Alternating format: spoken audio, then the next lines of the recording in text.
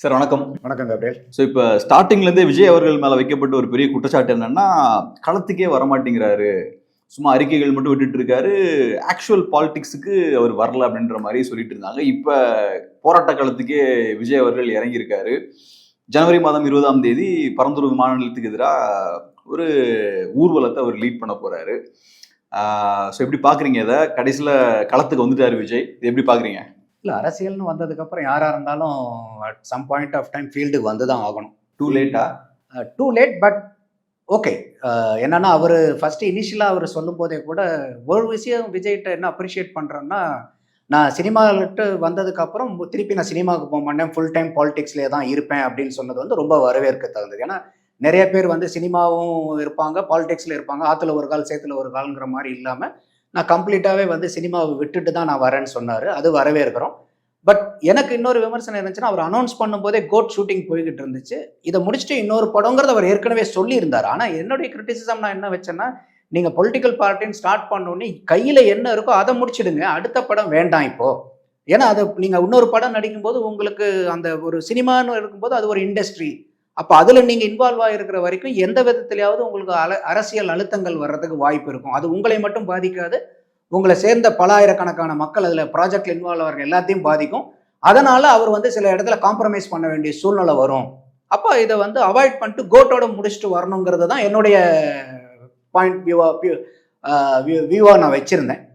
But அவர் வந்து அவருடைய decision அது. அவர் வந்து இல்லை அதை முடிச்சுட்டு வரங்கிறனால தான் இன்னைக்கு வரைக்கும் இப்போ நிறைய பேர் கமெண்ட் பண்ணுறதே வந்து ஒர்க் ஃப்ரம் ஹோம் பொலிட்டீஷியனாக இருக்கார், அவர் எல்லாத்துக்குமே வந்து வெறும் ட்விட்டரில் மட்டுமே இருக்கார், கட்சி அனௌன்ஸ் பண்ணது கூட வந்து பார்த்தீங்கன்னா ஒரு ப்ராப்பராக அனௌன்ஸ் பண்ணல, இந்த மாதிரி ஒரு கிரிட்டிசிசத்துக்குலாம் ஆளானார்.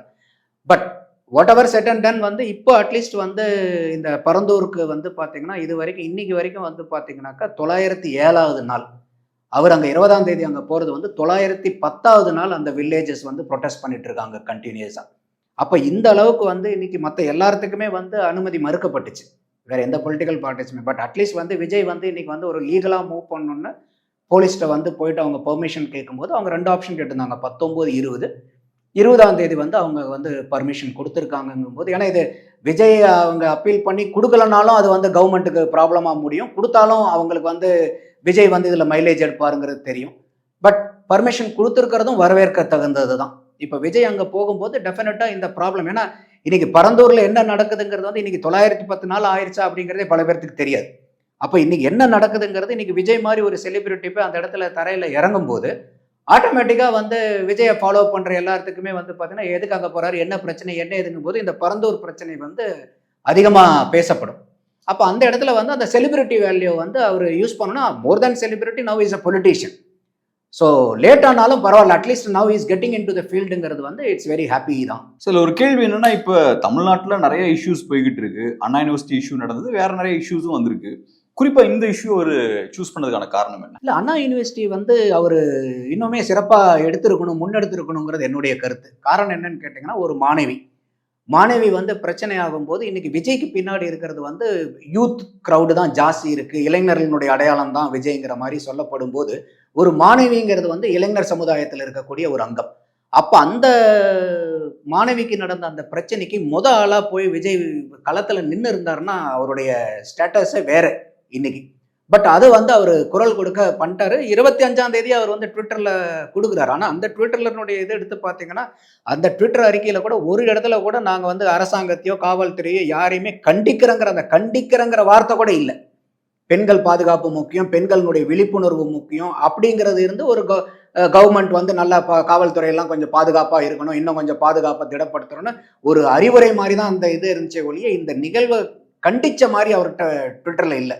அதுக்கப்புறம் வந்து அதிமுக வந்து பயங்கரமாக இதை கையில் எடுக்கிறாங்க, யார் அந்த சார்னு ஹேஷ்டேக். அடுத்தது அண்ணாமலையும் தனக்கு தானே சவுக்கில் அடிச்சுக்கிட்ட அந்த ஒரு போராட்டம் எடுக்கும்போது தமிழ்நாட்டில் அந்த அண்ணா யூனிவர்சிட்டியினுடைய ப்ராப்ளம் பயங்கரமாக விஸ்வரூபம் எடுக்குது. அதுக்கப்புறம் தான் வந்து கோர்ட்டே வந்து இதுக்கு உள்ளார வந்து இன்னைக்கு கோர்ட்டினுடைய மேற்பார்வையில் அட்வைசரியில் திங்ஸ் ஆர் ஹேப்பனிங். பரந்தூர் ஏன் சூஸ் பண்ணிருக்காரு நினைக்கிறீங்க? பரந்தூருங்கிறது எனக்கு பொலிட்டிக்கல் ஆக்ஷன்ல ஈடுபடலாம் முடிவு பண்ணிட்டாரு, பட் இந்த பர்டிகுலர் இது வந்து என்னன்னு கேட்டீங்கன்னாக்கா இது வந்து பியாண்ட் இண்டிவிஜுவல். அது வந்து அவங்க சொல்றது வந்து என்னன்னாக்கா இதுக்கு 20 கிராமங்கள் வந்து அடிபட போகுது, 5746 ஏக்கர் 20 கிராமத்தை சேர்ந்தவங்களுடைய வாழ்வாதாரம் வந்து இதுல இருக்கு. அதோட மட்டும் இல்லாமல் நிறைய விளைநிலங்கள் அக்ரிகல்ச்சர் லேண்ட் வந்து அஃபெக்ட் ஆக போகுது, வாட்டர் பாடிஸ் வந்து அஃபெக்ட் ஆக போகுது, ஈகோ சிஸ்டமே டேமேஜ் ஆகும். அப்போ ஒரு 20 கிராமங்களுக்கு வந்து நல்லா யோசிச்சு பாருங்களேன். ஐயோ, ஒரு 5746 ஏக்கர்னா அதுல எத்தனை ஆயிரக்கணக்கான குடும்பங்கள் இருக்கும். அந்த அத்தனை குடும்பங்களும் இன்னைக்கு வந்து நீங்க வேற இடத்துல குடிபெயர்ந்தாகணும். அப்போ இது வந்து ஒரு ஒரு ஒரு பல 20 கிராமங்களை காலி பண்ணி இன்னொரு இடத்துக்கு அத்தனை மக்களும் போய் வாழணுங்க போது இது ஒரு ஒரு பெரிய பகுதியினுடைய வாழ்வாதார பிரச்சனை இது. அப்ப இந்த ஒரு அண்ணா யூனிவர்சிட்டினா கூட இப்ப வந்து அவருக்கு வந்து ஏதாவது யாரோ ஒரு கட்சி போராடுறாங்க, இல்ல ஒரு போலீஸ் கேஸ், அவன் ஒரு அக்யூஸ்டு, ஒரு கோர்ட் ஏதோ ஒன்று எடுக்குது. பட் இந்த இடத்துல வந்து என்னன்னு கேட்டீங்கன்னாக்கா அவங்க வந்து இப்ப ஸ்டேட் கவர்மெண்ட் ஆகட்டும் சென்ட்ரல் கவர்மெண்ட் ஆகட்டும் ரெண்டும் காம்பினேஷன்ல தான் இந்த ஸ்கீம் கொண்டு வராங்க. அப்ப இது வந்து இன்னைக்கு தமிழ்நாட்டில் இருக்கக்கூடிய அரசாங்கம் வந்து இதை இருக்க போறல, அவங்க தான் லேண்ட் அக்வைசிஷனே பண்ண போறாங்க. அப்ப இதை வந்து இவரும் வந்து திமுக வந்து திடகாத்திரமா எதிர்க்கிறாரு, பிஜேபியும் எதிர்க்கிறாரு. அப்ப இவருக்கு வந்து ஒண்ணு மக்கள் அரசியலை பேசுறதுக்கும் ஒரு சாத்தியக்கூறு, ரெண்டாவது ஒரே கல்ல ரெண்டு மாங்கங்கிற மாதிரி இங்க பிஜேபியும் எதிர்க்கிறாரு, இங்க இடத்துல டிஎம்கேவையும் எதிர்க்கிறாங்க. அப்ப இது வந்து அவருக்கு வந்து ஒரு நல்ல பிளாட்ஃபார்மா அவருக்கு அமையுது. ஒண்ணு ஃபர்ஸ்ட் மக்கள் நலன், அந்த ஊர்ல இருக்கிற 220 கிராமங்களினுடைய மக்கள் சார்ந்த வாழ்வாதாரம், இன்னொன்னு பொலிட்டிக்கல் மைலேஜும் இதுல வந்து அவருக்கு ஈ கேன் ஸ்கோர் இட். ஏன்னா இது நான் முதலே சொன்ன மாதிரி இன்னைக்கு 910 நாள் இந்த பரந்தூர் போராட்டம் நடக்க முடிய போகுதுங்கிறது பல பேர்த்துக்கு தெரியாது. ஆமாமா, பரந்தூர் விமான நிலையம். ஏன்னா இதே வந்து திமுக எதிர்கட்சியா இருக்கும்போது, அண்ணா திமுக ஆளுங்கட்சியா இருக்கும்போது இந்த 4 வழி எக்ஸ்பிரஸ் ஹைவே கொண்டு வரோம்னாங்க. அந்த எக்ஸ்பிரஸ் ஹைவேக்கு எவ்வளவு போராட்டங்கள் நடந்துச்சு, எத்தனை சமூக ஆர்வலர்ங்கிற பேர்ல, அது வந்து சூழியல் ஆய்வாளர்கள்ங்கிற பேர்ல, எத்தனையோ பேர்ல எவ்வளவோ முகமூடி போட்டுக்கிட்டு அத்தனை பேரும் ஒரு திமுகவுடைய பேக்ரவுண்ட்ல தான் வந்தாங்க எல்லாமே. அத்தனை ஆர்ப்பாட்டம் நடந்துச்சு. இன்னைக்கு அவங்களாம் எங்க போயிட்டாங்க? அன்னைக்கு இந்த 4 வழிச்சாலைக்காக போராடுனா எத்தனை பேர் இன்னைக்கு வந்து பரந்தூருக்காக நின்றுட்டு இருக்காங்க ரோட்ல. அப்போ இது வந்து நிறைய பேர் வந்து அந்த திமுக எதிர்கட்சியா இருக்கும்போது போராடுறதுக்கு நிறைய வருவாங்க. இன்னைக்கு வந்து பாத்தீங்கன்னாக்கா திமுக ஆளுங்கட்சியா இருக்கும்போது பாருங்க போராட்டமே இருக்காது. அப்படியே போராட வந்தாலும் ஏதோ ஒரு வகையில வந்து அடக்குமுறை பண்ணுவேன்னு நினைப்பாங்க.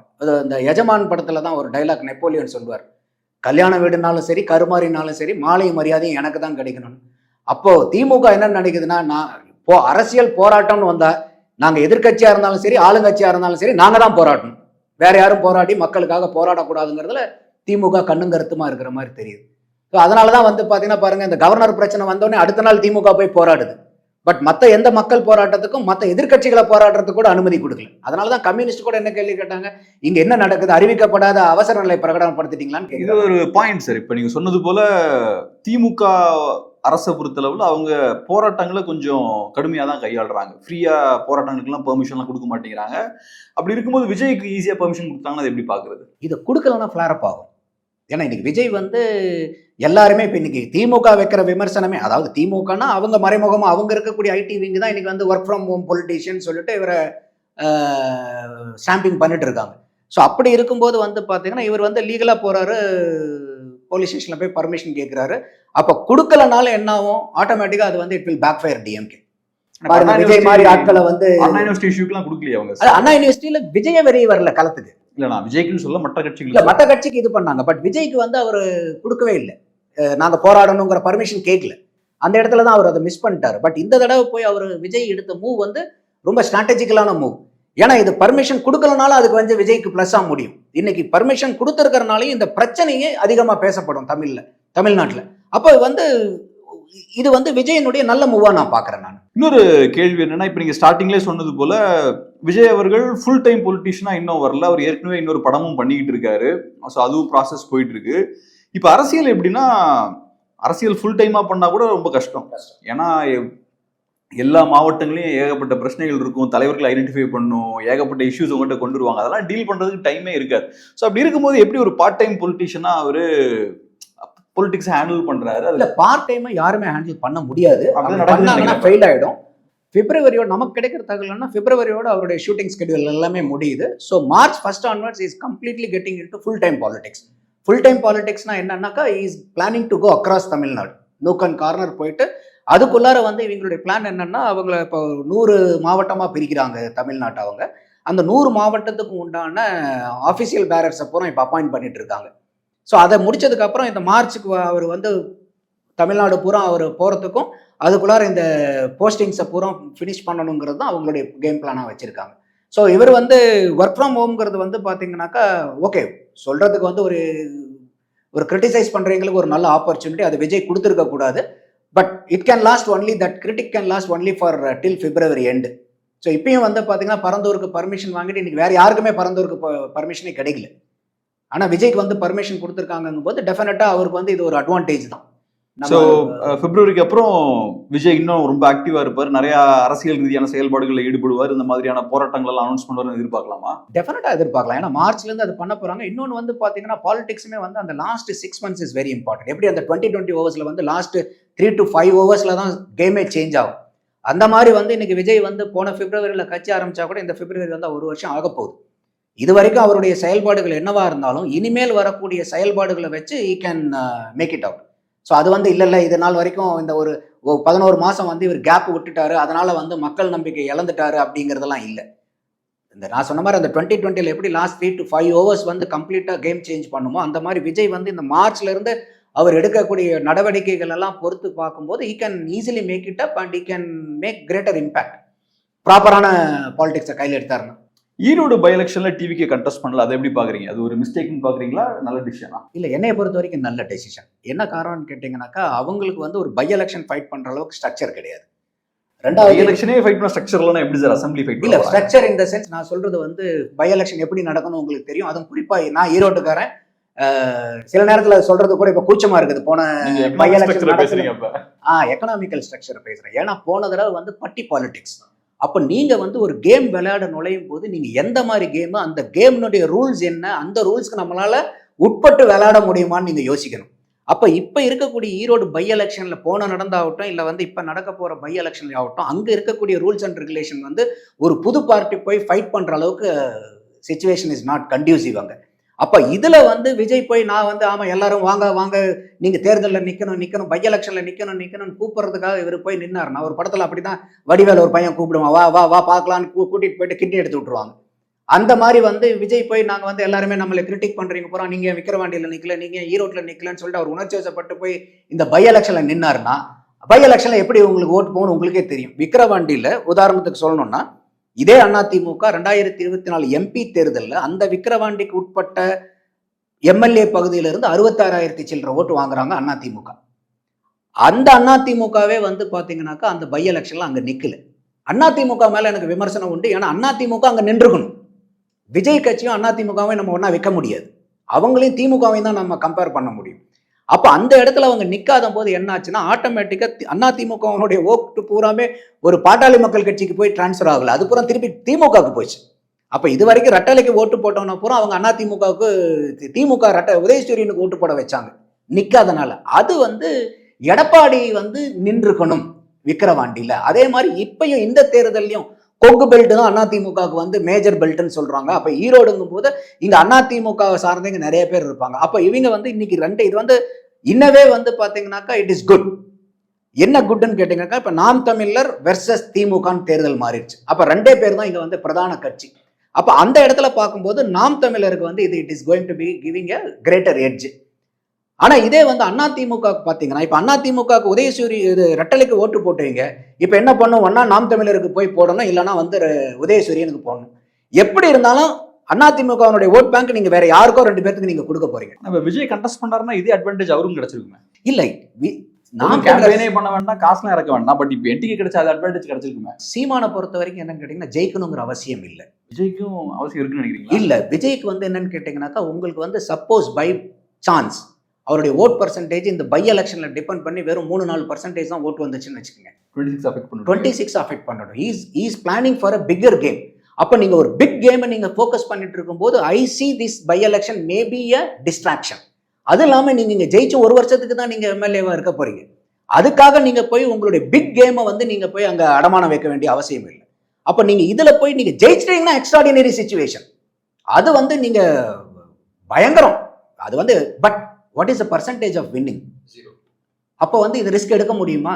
யாருமே ரிஸ்க் எடுக்க மாட்டாங்க. இப்போ அந்த இடத்துல நான் வந்து விஜய் கட்சியினுடைய தலைவரா நான் இந்த மாதிரி ஒரு கட்சி சேர்ந்து அந்த விஜய் ஸ்டேட்டஸ்ல இருந்தேன்னா I will not take this bet. Because நீங்க சொல்ற மாதிரி வின்னிங் ப்ராபபிலிட்டி 50-15 இருந்தா கூட fair enough to take a chance. But 60-40 கூட I will not take that chance. அப்போ ப்ராபபிலிட்டி ஆஃப் வின்னிங் வந்து நீங்க நியரர் டு 0ங்கும் போது no intelligent person will take chance. But சீமானை பொறுத்த வரைக்கும் நான் அட்வான்டேஜா பார்க்குறேன். எப்படின்னா சீமானுக்கு வந்து இருக்கக்கூடிய பர்சன்டேஜை விட 1 ஓட்டு 2 ஓட்டு 10 ஓட்டு சேர்த்து வாங்கி காமிச்சிட்டா கூட இஸ் க்ரோயிங். ஏன்னா சீமானுடைய கேமா நான் என்ன பார்க்குறேன்னா Seeman has to prove that I am growing, எங்க பார்ட்டி க்ரோ ஆயிட்டு இருக்குங்கிற அந்த க்ரோத் பார்த்த காமிச்சாங்கன்னாவே போதும். அது இல்லாமல் இப்போ அந்த பெரியாரை பற்றி பயங்கரமான விமர்சனங்கள்லாம் பண்ணியிருக்காரு. இன்னும் அது ஈரோடுங்கிறது பெரியாரனுடைய மண்ணுன்னு சொல்லக்கூடியது. அந்த இடத்துல வந்து பெரியாரை விமர்சனம் பண்ணிட்டு அதை மையப்புள்ளியா வச்சே இந்த எலெக்ஷன் வந்து நகரப்படும். ஏன்னா திமுகவும் அதை பேசுவாங்க, இன்னும் வந்து காட்டமா சீமான் வந்து ஏறி அடிக்க தான் போறா அப்படி அந்த இடத்துல. அப்ப இது வந்து சீமானுக்கு வந்து 10 பை எலெக்ஷன்ல நடந்ததை விட இல்ல மற்ற கான்ஸ்டிடியூன்சில வாங்கினதை விட இங்க ஒரு 10 ஓட்டு சேர்த்து வாங்கிட்டா கூட that is a winning for Seeman. இப்போ எப்படி சொல்றது, இப்போ ஒரு உதாரணத்துக்கு வந்து ஒரு பவுலர் இருக்காருன்னு வச்சுக்கோங்களேன். ஒரு